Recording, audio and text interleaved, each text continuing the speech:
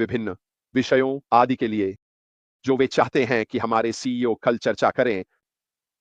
कल वेबिनार। अब हमें नहीं पता कि वह किस बारे में बात करने वाले हैं और जाहिर है कि वह यह जानना चाहते थे कि आप लोग चाहते हैं कि वह किस बारे में बात करें। और मैंने सोचे इसलिए लिखा है क्योंकि बहुत सारे, मेरा मतलब है 90% ओ अगर उससे अधिक नहीं, उन सवालों में से जो वहां पूछे गए थे वास्तव में हमारे सीईओ द्वारा पहले ही कवर किए जा चुके हैं। वह सवाल क्या है? जाहिर है, लंबित निकासी। और यह कब लॉन्च होगा? अब जहां तक यह कब लॉन्च होगा का सवाल है, केवल एक व्यक्ति है जो यह जानता है और वह हमारे सीईओ हैं और वह हमें बताएंगे जब हम चरण 2 में प्रवेश करेंगे। लेकिन यह काफी स्पष्ट है कि अब इन नियमित बैठकों को आयोजित करके और हमारे सीईओ को देखकर यह हमारे लिए उस अगले चरण के लिए तैयार होने के लिए बहुत रणनीतिक है। लंबित निकासी परिदृश्य, उन्होंने इस पर चर्चा की।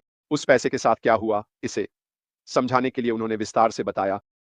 अब मुझे समझ में आ गया, आप में से कई लोगों को भी यह समझ में आ गया। और अगर आप नहीं समझे उस पैसे के साथ क्या हुआ, तो शायद आपको हमारे सीईओ को फिर से सुनना चाहिए और अगर तब भी समझ में ना आए, तो एक और बार कोशिश करें।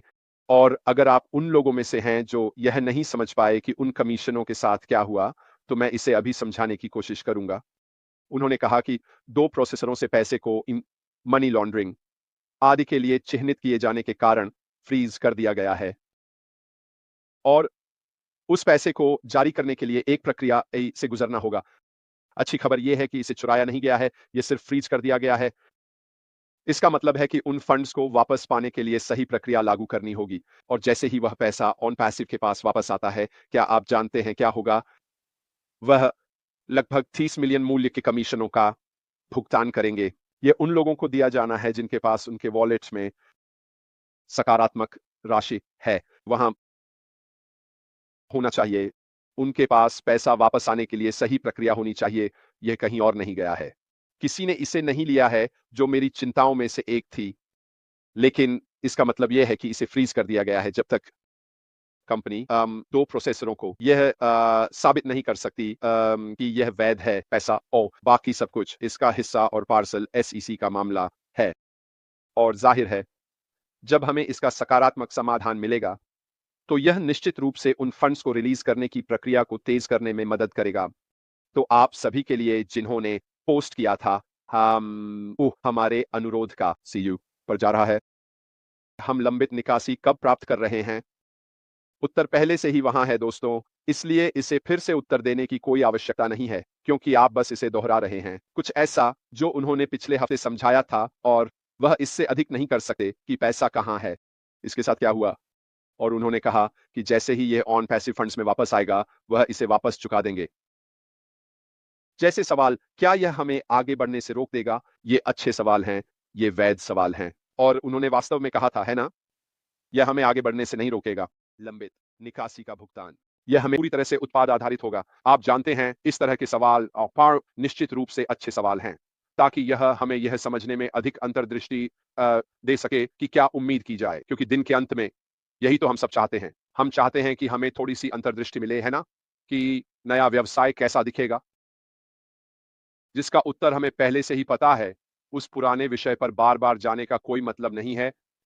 क्या यह निराशाजनक है? हाँ, यह है, बिल्कुल है। लेकिन हमें इस प्रक्रिया से हम इससे गुजरना होगा और भले ही लोग परेशान हैं और उन्हें लंबित निकासी के पैसे की ज़रूरत है, यह जो हुआ है उसके परिणाम को विकास नहीं बदलेगा और जो हुआ है वह वास्तव में बताया जा चुका है। इसलिए हमें बस इस प्रक्रिया से गुजरना होगा।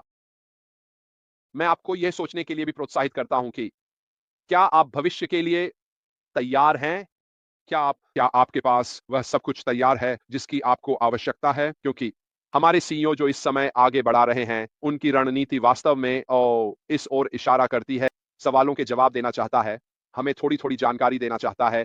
उन तो यह सब मुझे यह संकेत देता है कि आप जानते हैं, हम आगे बढ़ रहे हैं और यही हम सब दिन के अंत में चाहते हैं। हमने अब 6 महीने से अधिक समय से शिकायत की है कि हमने अपने सीईओ को शायद ही देखा है और जैसे ही हम उन्हें अधिक देखने लगते हैं, लोग फिर से निराश हो रहे हैं क्योंकि वे वह सही बात नहीं सुन रहे हैं जो वे चाहते हैं कि वह कहें। आप जानते हैं, हमें हमें बहुत सावधान रहना होगा कि एक प्रक्रिया है। वहाँ हमें उन रणनीतिक बातों के प्रति बहुत सावधान रहना होगा। जो वह कहने की अनुमति रखते हैं। ऊह! जो बातें वह कहने की अनुमति नहीं रखते हैं। और कई बातें जो आप सोच रहे हैं कि वो प्रकट की जा सकेंगी। जब उसे अनुमति दी जाती है, उसे कुछ शब्दावली का उपयोग करते समय बहुत सावधान रहना पड़ता है। क्यों? क्योंकि कुछ कानूनी सीमाएँ हैं जिनका उसे पालन करना होता है, जिन्हें वह पार नहीं कर सकता। क्यों? क्योंकि चीज़ें अभी भी चल रही हैं और आप जानते हैं, रेखाएँ बस खींची नहीं गई हैं। आप जानते हैं, रेत में उन्हें करना पड़ता है। ऐसी प्रक्रिया है जिसका हमें अभी भी पालन करना है, अन्यथा यह उसे और कंपनी को बड़ी मुसीबत में डाल सकता है। तो फिर से मैं आपसे अनुरोध करता हूं कि कृपया सोचें, इससे पहले कि आप उन चीज़ों के बारे में सवाल पूछना शुरू करें, जिनका पहले ही उत्तर दिया जा चुका है।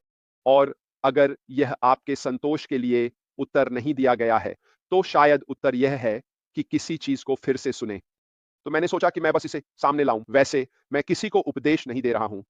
मैं बस आपको अपनी सलाह दे रहा हूँ कि उत्तर कभी-कभी आपके सामने होते हैं, जब तक आप सुनने के लिए तैयार होते हैं।